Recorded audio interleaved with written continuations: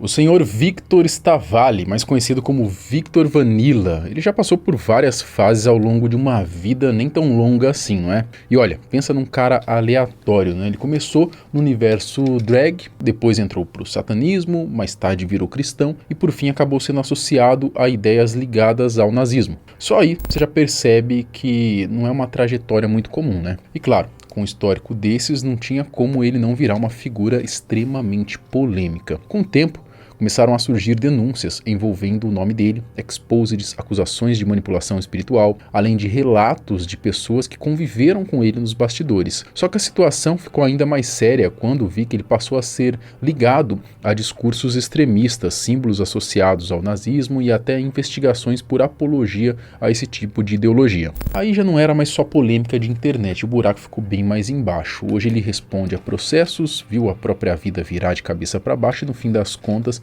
ele tá lidando aí com as consequências das suas próprias atitudes. Mas aí fica a pergunta, né? Como que alguém sai do mundo drag e acaba no centro de uma polêmica envolvendo o nazismo? Vamos conhecer um pouquinho mais hoje sobre essa figura abjeta da internet. Sou Marcelo Milos, depois da vinheta eu te conto.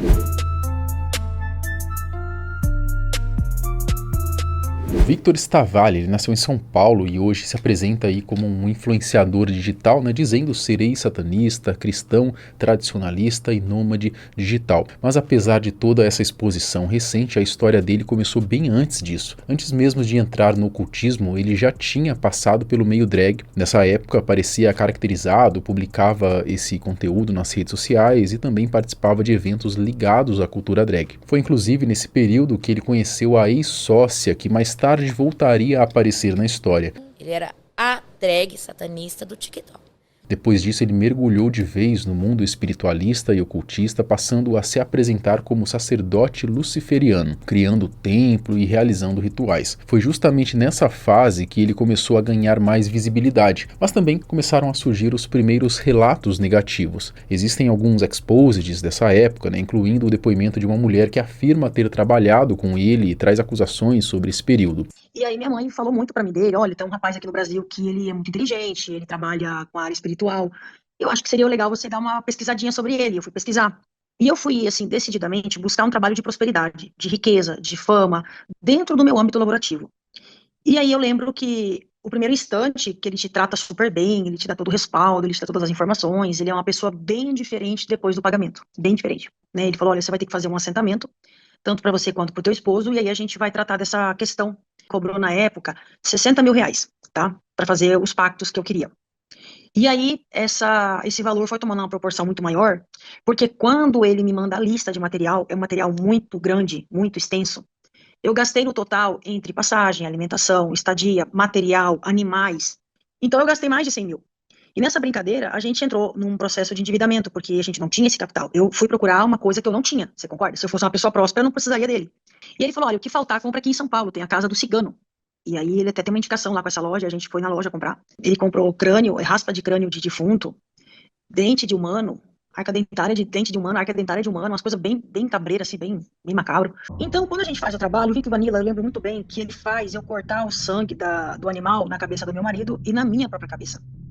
Isso é uma coisa muito grave, isso é uma coisa que destrói a sua vida, porque você está colocando uma energia de morte, de coisa pesada, e você não tem um preparo para aquilo, né? A gente está falando de uma religião, do Candomblé e a Quimbanda, elas são uma religião muito complexas, não é muito fácil de lidar. Só que em determinado momento, o Vic simplesmente largou tudo isso e anunciou uma conversão ao cristianismo. E não foi algo discreto, tá? Ele passou a falar abertamente sobre fé, sobre mudança de vida e até citou uma suposta ligação com Daniel Mastral, chegando a fazer vídeos emocionados sobre isso. Ele me deu, sem brincadeira nenhuma, o abraço mais apertado que eu já recebi na minha vida. Ele não tinha interesse nenhum comigo. Nenhum. Não tinha interesse de nenhum lado.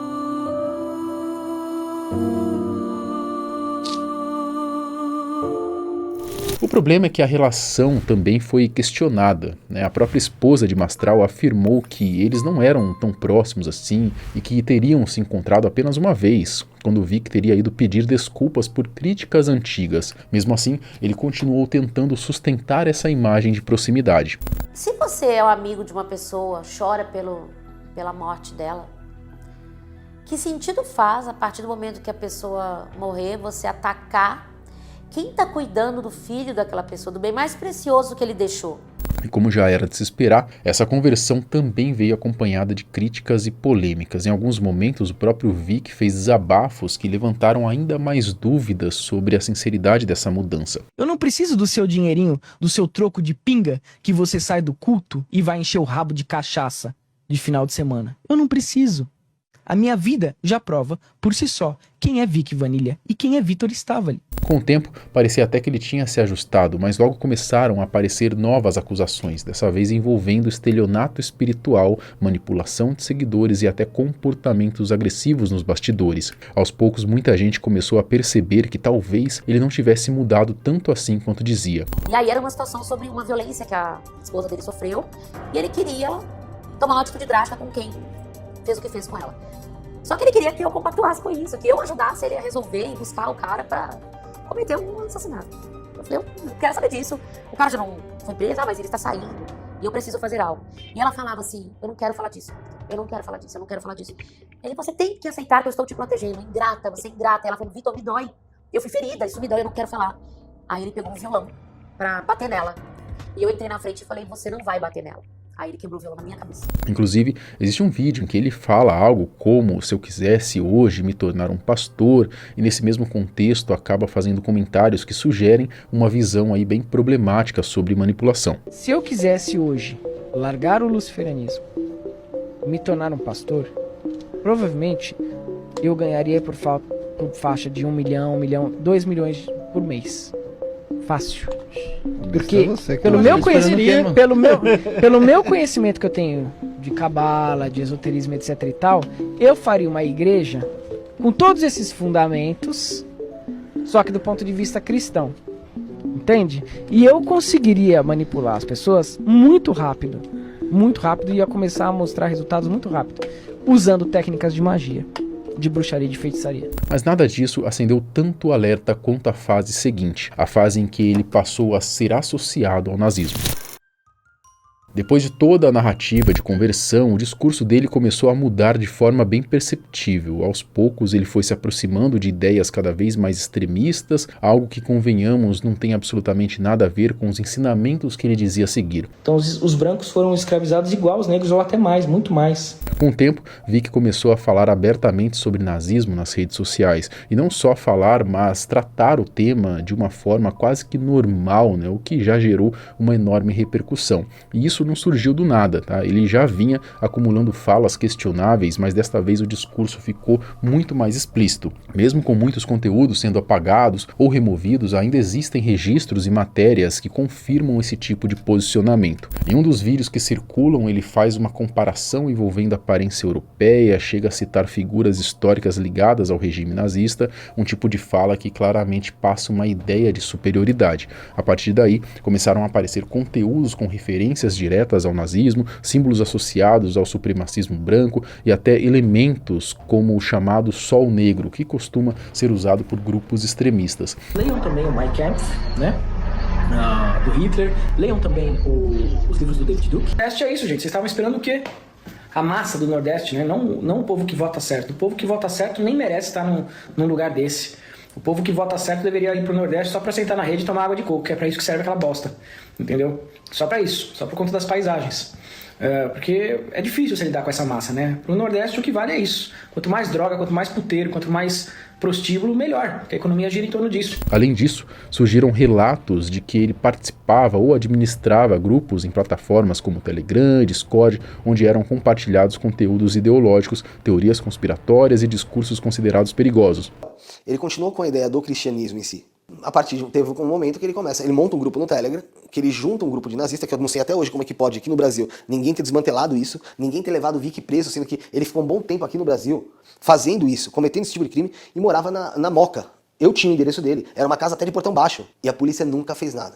não foi atrás, não tentou mexer em nada, enquanto o cara pregava o nazismo para uma pancada de gente que ainda acreditava nele como um ser iluminado ou um ser que vinha trazer conhecimento. Segundo denúncias, esses grupos aí não eram apenas espaços de conversa, mas ambientes onde ideias eram reforçadas e disseminadas. E meio a tudo isso, ainda aparecem gravações aí com falas violentas e até menções a possíveis ataques, o que aumentou ainda mais a preocupação em torno do caso. Mas não parou por aí, tá? Outra coisa que repercutiu bastante foi a possibilidade de ele transformar essas ideias em algo político. Segundo algumas informações, Vic teria interesse em criar um partido baseado no que chama de arianismo. E aqui vale um ponto importante. Existe mais de um tipo de uso desse termo, mas no contexto em que ele foi citado, se trata de uma ideologia racial que defende a existência de uma suposta superioridade de determinados povos, algo que já foi amplamente usado no século XX para justificar perseguições e atrocidades. Eu vou criar o primeiro partido da causa ariana no Brasil. Façam filhos brancos e com bom padrão genético, brancos de alma. Brancos de alma, tá? Não adianta só a pelezinha branca, não. Tá cheio de branquinho por aí que é esquerdista, é maconheiro. Tá cheio de ariana aí que não é mais ariano, já perdeu a identidade espiritual, já tá, inclusive, pronto para reencarnar num porco ou em alguma coisa mais horrenda, né? Hoje, esse tipo de pensamento é considerado pseudociência, além de ser associado diretamente a movimentos extremistas e rejeitado pela comunidade científica internacional. Então, imagina um partido construído com base nisso, né? Não tem como não gerar uma repercussão enorme. Mesmo assim, segundo o próprio Vic, a situação não seria tão extrema quanto parece. Mas aí entra a parte mais séria de tudo isso, né? A resposta das autoridades. Ele passou a ser acusado de apologia ao nazismo e incitação à discriminação. Diversas denúncias foram feitas, inclusive por influenciadores, entre eles Nando Moura, que afirma ter participado dessas denúncias. E ao longo dessa trajetória, eu vi que acabou acumulando uma lista considerável de conflitos com políticos, ex-aliados, criadores de conteúdo e até pessoas próximas. Acredite se quiser, mas até eu já fui ameaçado de processo por Vic Vanilla, referente a um vídeo que eu fiz dele já há um bom tempo atrás, né, em que um outro criador de conteúdo questionava algumas falas dele. Eu fiz uma espécie de react, fiz alguns comentários e parece que ele não gostou, tinha pedido ali, mandado uma notificação extrajudicial, pedindo ali a remoção do vídeo, inclusive uma retratação pública. Parece piada, né, mas isso aconteceu. A coisa começou a desandar quando começou a movimentar muito dinheiro.